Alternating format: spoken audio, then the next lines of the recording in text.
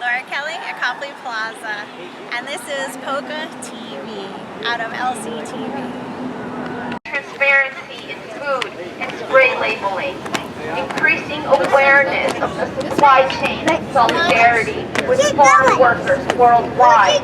Sick of greed, we don't want your toxic seed. Sick of lies, sick of greed, we don't want your toxic seed. Sick of lies, we don't want your toxic seed. What do we want? Real food! When do we want it? Now! What do we want? Real food! When do we want it? Now! What do we want? Real food! When do we want it? Now! What do we want? Real food! When do we want it? Now! What do we want? Real food! When do we want it? Now! What do we want? Real food! Now! Fed bottle of motion. Entire planet. We purposefully work with nature and not against it.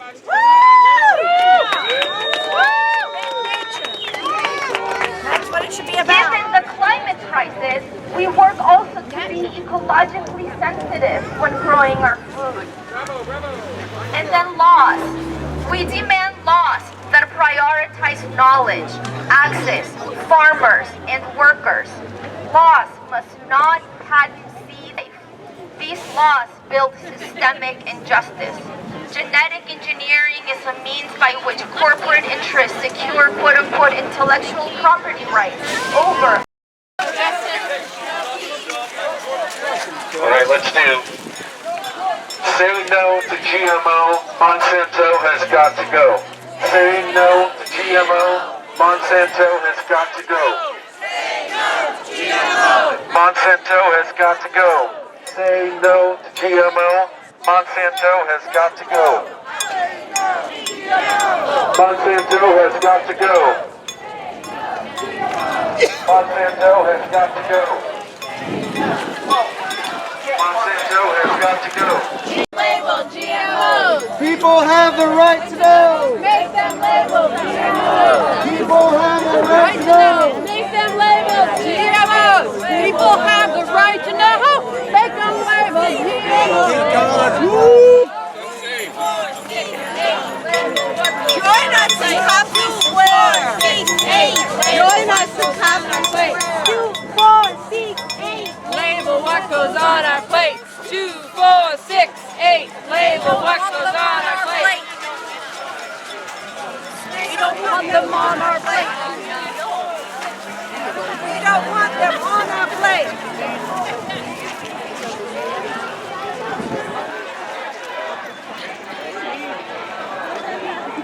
March Against Monsanto, May 23rd, 2015. Hi, I'm Laura Kelly, and this is POCCA TV. Today we're in Boston at March Against Monsanto. We're here to protect our food. We're standing up about food and our rights to label for no GMOs.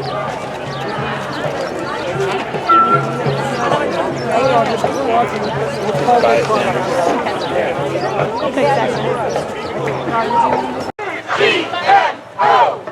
Get Monsanto out! GMO! Get Monsanto out!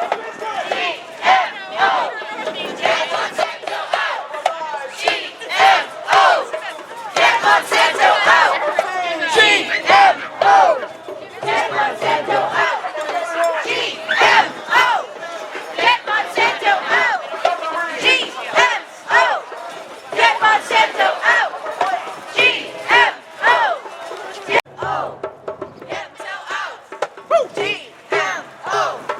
Get Monsanto out! Of the planet? GMO! Get Monsanto out! Of the universe? GMO! Get Monsanto out! Everywhere. Get Monsanto out!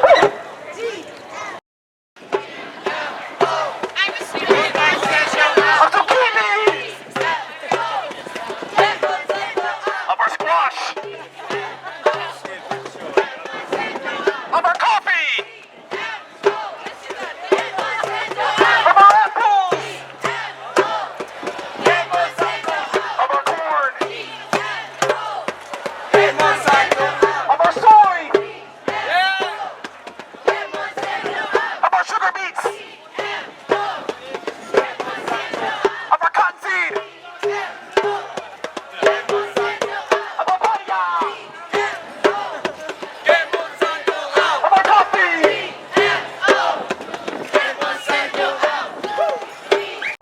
beans.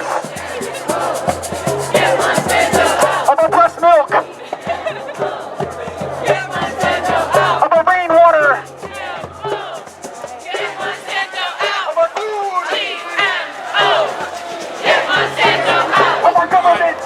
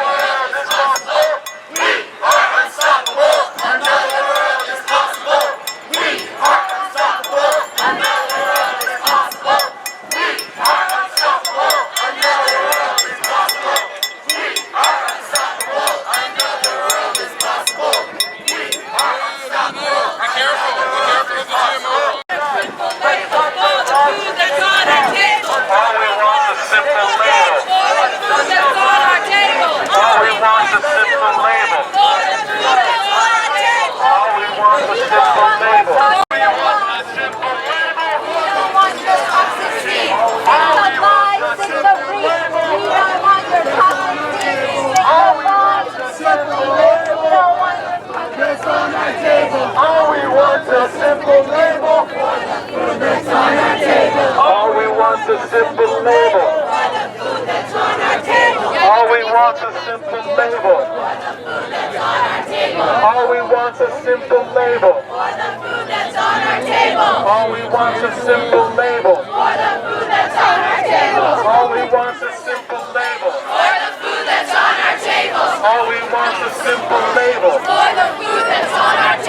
All we want is a simple label for the food that's on our table. All we want is a simple label for the food that's on our table. All we want is a simple label for the food that's on our table. All we want is a simple label for the food that's on our table. All we want is a simple label for the food that's on our table. All we want is a simple label for the food that's on our table. All we want is a simple label for the food that's on our table.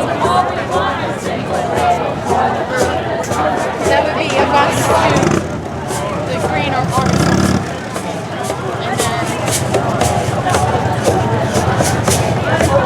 The trees. Feed the flowers. What do we want? Real food. When do we want it? Now. What do we want? Real food. When do we want it? Now. What do we want? Real food. When do we want it? Now. What do we want? Real food. When do we want it? Now.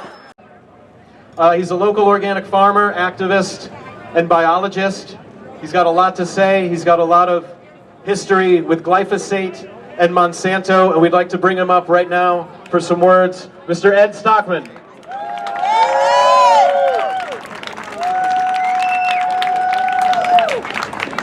Before I talk about some of Monsanto's biggest secrets, I want to thank the organizers for this event, especially Loretto for all of the hard work that everybody's put in. But I want to talk about one of Monsanto's biggest secrets. I want to talk about Roundup. Roundup is the world's most used herbicide. In 2014, it generated $5.1 billion for Monsanto Corporation. So we're not talking about a small item here. This is big bucks. The actual killing agent within Roundup is called glyphosate. And I want you to remember that name. More than 90% of GMO crops in America are actually sprayed with glyphosate. And most of the GMO crops can withstand this poison, this killer. And U.S. farmers use a tremendous amount of it on the fields. So I want to talk about some of the secrets. One of the secrets is glyphosate, the active ingredient in Roundup, is a systemic herbicide. And what that means is when a farmer sprays it on the field, and I'm a fourth-generation farmer, so I know a lot about agriculture. When a farmer sprays this on the field, the glyphosate is actually taken in by the crop plant. It's taken in through the leaves and the roots, and it becomes part of the cellular structure of the plant. It does not just sit on the surface. It's not topical. It's in the systems of the plant. So you cannot wash glyphosate off. You cannot wash Roundup off. If you eat a GMO crop, you are probably eating glyphosate residues. Another secret that Monsanto doesn't want you to know, in some cases they double the allowable amount. Instead of telling farmers to use less glyphosate, they just told us we can eat more. We, as Americans, eat more glyphosate than any people on the planet. We eat more GMOs, and consequently, we eat more glyphosate. Also, Monsanto doesn't want you to know that glyphosate is an antibiotic. When you spray it on the soil, it disrupts the microbial life of the soil, and when you ingest glyphosate, it's going to upset the microbial balance in your microbiome or your gut bacteria. And some scientists and health practitioners believe that celiac disease is actually due to high levels of glyphosate and not so much the tolerance of, there's more research that needs to be done with that though. Linked to things like birth defects, and that research was done in Argentina. Damaged livers and kidneys, research conducted in Egypt and France. Induced breast cancer, research done in Thailand. And celiac disease, done in the United States. Also, the Germans have taken and analyzed urine samples of urbanites. Not farming people, but people who live in cities, and they find high concentrations of glyphosate in human urine. So we are ingesting glyphosate, and there's a lot of problems with glyphosate in general.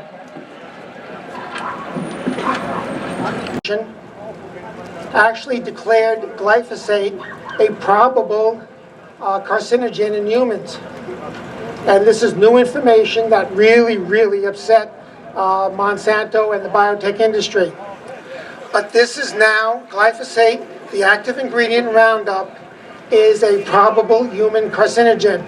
If you don't know that, please Google it at home and check this information out. Plants, but plants like milkweed, which is the primary food source of the monarch butterfly. I don't know about you, but I'm a butterfly watcher, and last year I saw one monarch butterfly. Normally I would see hundreds.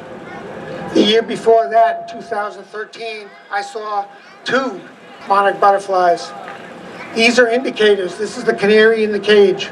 We have to pay attention to these kinds of things. So, in conclusion, glyphosate is not safe. It's a probable human carcinogen. Roundup produces poor quality food.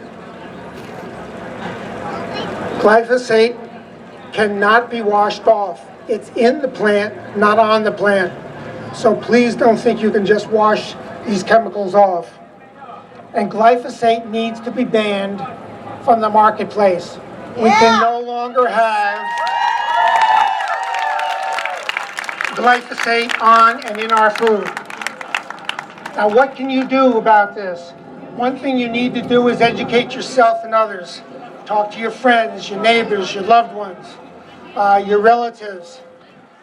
Educate them at the forefront of their lives.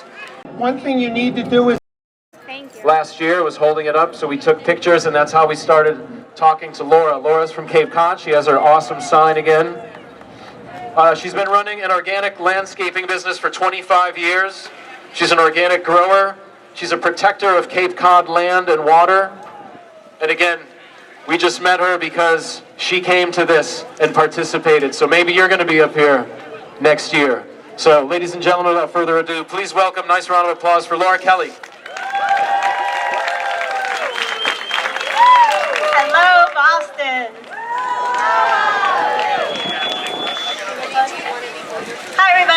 I'm obviously Laura Kelly from Cape Cod. I'm the 11th generation, born and raised there.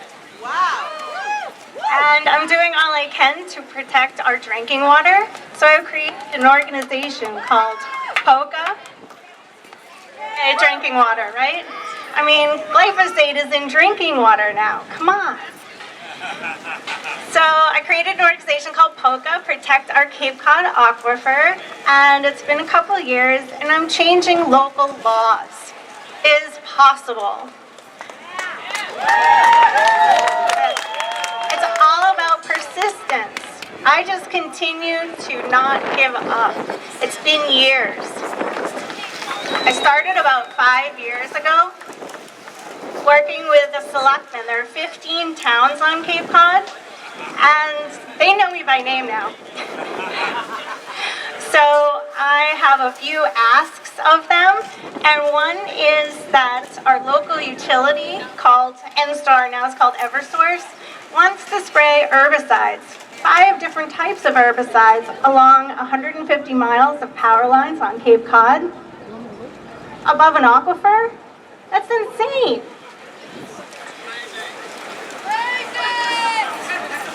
So, a couple years ago I said, hey selectmen, you want to get involved? I gave them something that I wrote and they all signed it.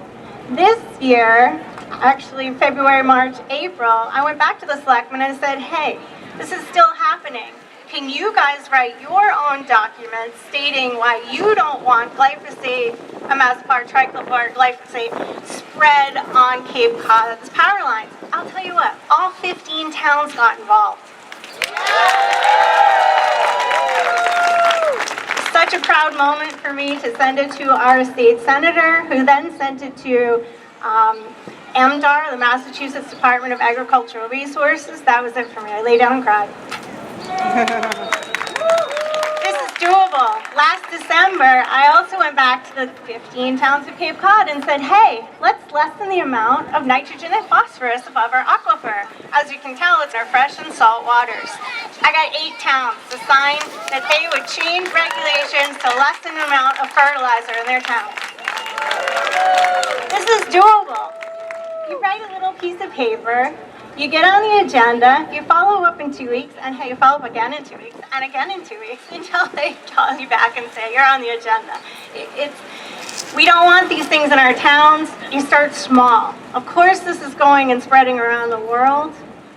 We can do this at a local level. I believe it starts right here, with each individual person. Where you spend your money matters. Your dollar is your vote. It's really as simple as that. We are the majority. There's more of us than them. It's simple. Really simple. Every single day, you matter. And you matter. And you matter. And you matter. You spend money. You matter in the circle of life. And it really makes a difference. Support your local farmers. They can feed you. We need farmers 3 meals a day. That's a great responsibility. I say, shake the hand of the person that feeds your family. Really simple. Keeping your money in your own community builds your community. So no chain stores, no chain restaurants, no chain, gas stations. Think of it, is it a chain? Don't go there. Just tomorrow, when you wake up, you can change. So along the theme of today, I wanted to be thankful to Monsanto for bringing us here together. For our current awareness, Monsanto has opened our eyes to the corruption in our government. Monsanto has taught us to look at the history of chemical warfare. Monsanto has taught us to understand the importance of honeybees for our own survival. Monsanto has us that chemical companies are writing safety standards and keeping us in the dark. They're keeping us in the dark. I mean, this is totally unfair. Would we have known this if this wasn't brought to our attention? Thank you, Monsanto. Monsanto inspires us to grow our own food and save our own heirloom seeds. Save your seeds. Save your seeds. Monsanto is getting us to purchase from local farmers because they have healthier foods for us. Monsanto gives us deeper understanding of our own place in this web of life. Monsanto gives us a role in history to create a better place for future generations. I thank Monsanto for causing us to wake up and organize and push for safer alternatives. Thank you, Monsanto.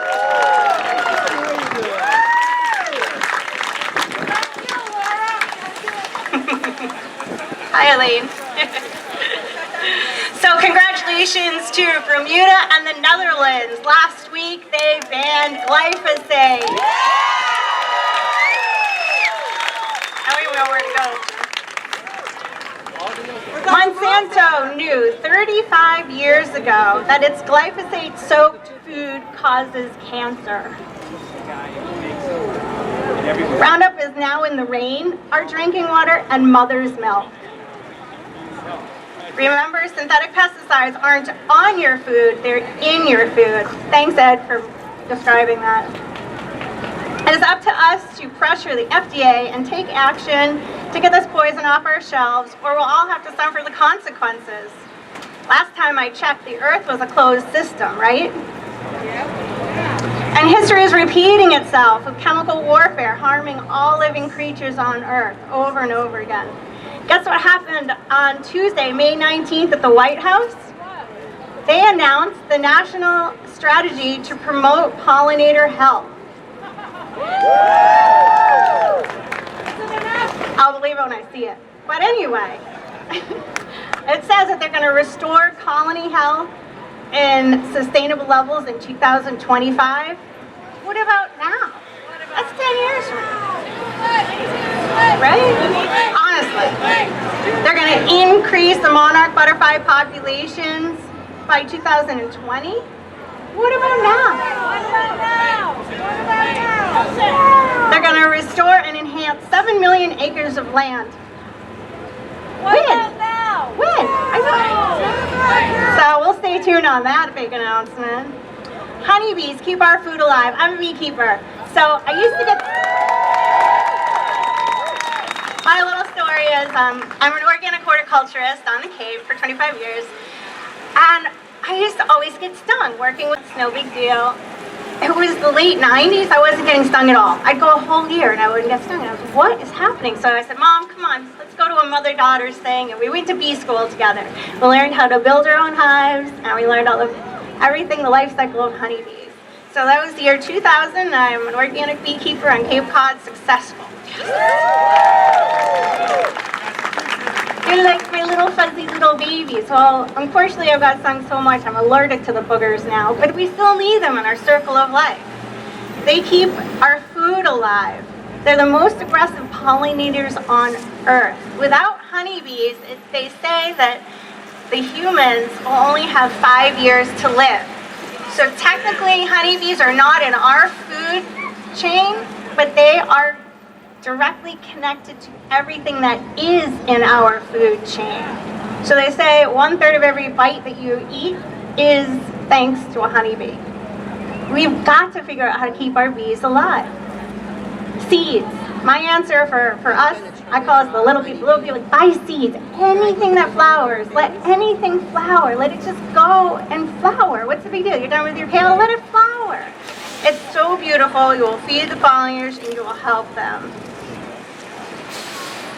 Oh, this kills me. Okay, so you guys have heard about the neos, the neonicotinoids that are killing the honeybee. What's wrong with the neos? So the problem with me, and this is just how twisted the system is, okay? So the neonicotinoids have a sugar base to them where the honeybees now are attracted to the plants that are killing them. It just doesn't make sense to me. It's just so unfair. So every time you buy food, remember to buy organic food. It is convincing more farmers to grow organically. That's the answer for our circle of life. What if more food was grown in our local community? What if we planted food forests around our towns? It's time to reconsider the large-scale growing and what it looks like. Every day, we need to think about this. To say F you to Monsanto, you know what you do? You plant a garden. It's real easy. So you cannot unlearn what you're learning here today. Let it fuel you. Let it push your state representatives to write more local laws and change to protect the health of our families and generations to come. Vote with your dollar every given day. You matter, and collectively we can make a difference. It starts at home with you. Thank you.